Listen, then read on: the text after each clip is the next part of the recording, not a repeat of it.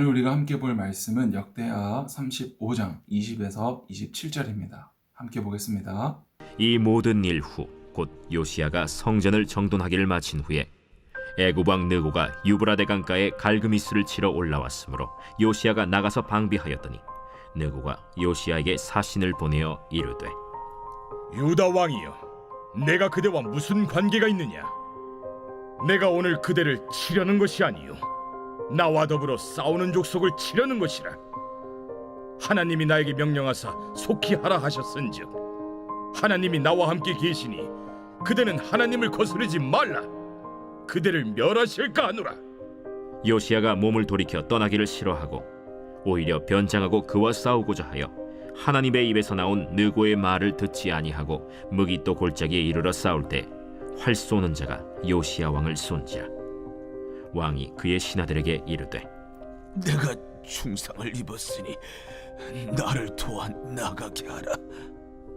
그 부하들이 그를 병거에서 내리게 하고 그의 버금 병거에 태워 예루살렘에 이른 후에 그가 죽으니 그의 조상들의 묘실에 장사되니라. 온 유다와 예루살렘 사람들이 요시야를 슬퍼하고 예레미야는 그를 위하여 애가를 지었으며 모든 노래하는 남자들과 여자들은 요시야를 슬피 노래하니 이스라엘의 규례가 되어 오늘까지 이르렀으며 그 가사는 애가 중에 기록되었더라. 요시야의 남은 사적과 여호와의 율법에 기록된 대로 행한 모든 선한 일과 그의 처음부터 끝까지의 행적은 이스라엘과 유다 열왕기에 기록되니라. 오늘 말씀에 애굽 왕 느고가 갈그미스를 치러 올라갑니다. 그러니까 유다와 상관없이 애굽이 갈그미스와 전쟁을 하려고 올라가는데 성전 정돈하기를 마친 요시야 왕이 이 애굽 왕 느고를 가로막습니다. 그러자 애굽 왕 느고는 요시야 왕에게 사신을 보내서 나는 당신들과 싸우려는 것이 아닌데 왜 우리를 가로막습니까? 라고 말합니다. 그러면서 이것은 하나님께서 우리에게 명령하신 바니까 요시야, 당신은 우리를 방해하지 마시오. 하나님의 뜻을 가로막지 마시오. 라고 말하죠. 그런데 요시야는 하나님의 뜻을 분별하지 못하고 말씀해 보니까 오히려 변장하고 그가 싸우고자 하여 하나님의 입에서 나온 느고의 말을 듣지 아니하고 오히려 하나님의 말을 듣지 않고 애굽 왕 느고와 변장하여 싸우게 됩니다. 그러다가 요시야 왕은 이 전쟁에서 활에 맞아 죽게 됩니다. 여러분, 요시야 왕은 다윗보다도 훨씬 하나님의 뜻대로 정직하게 행했던 자였습니다. 그러나 하나님의 뜻을 분별하지 못하고 거스름으로 전쟁에서 죽임을 당하게 됩니다. 여러분, 우리가 이 말씀을 보면서 우리가 살아가는 이 시대에도 하나님의 뜻을 분별하지 못하고 거스르면 죽임을 당한다 라고 생각할 필요는 없습니다. 하나님은 나를 동쪽으로 가라고 하시는데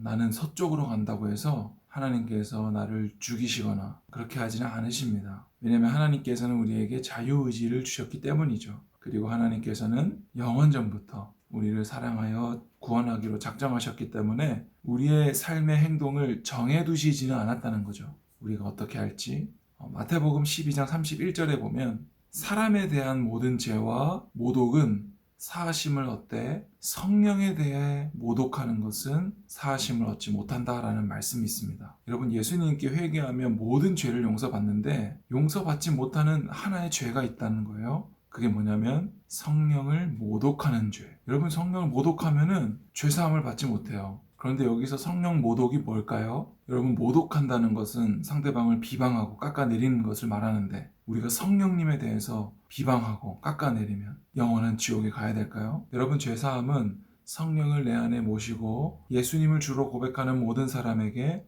있습니다. 그러니까 성령을 모독한다라는 것은 내 안에 성령님을 모시지 않은 것, 성령님을 받기를 거부하는 것을 말하기 때문에 이것은 곧 예수님을 믿지 않음을 말하는 거예요. 그러니까 모든 죄를 사해 주시지만 성령 모독만큼은 죄사해 주지 않는다라는 말은 예수님을 믿지 않으면 죄사함 받지 못한다라는 것을 말하는 거예요. 하나님께서 구원하기로 작정한 사람이 지금 입술로 성령을 모독한다고 해서 지옥을 보낸다는 것이 아니라 성령 모독, 성령님을 내 안에 모시지 않은 것, 성령이 하시는 일에 대해서 거부하는 것, 즉 예수님을 믿지 않는 것이죠. 그러니까 오늘 요시야 왕이 하나님의 뜻을 잘 분별하지 못하고 거슬렀다는 것 역시도 인간 왕의 연약함을 말하는 것이죠. 그렇기 때문에 예수님이 오셔야만 했고, 어제 우리가 살펴본 것처럼 겨자씨 하나일 만한 믿음도 없는 자들이기 때문에 예수님이 십자가에 달려 죽으셔야만 했던 거예요. 여러분, 오늘 월요일입니다.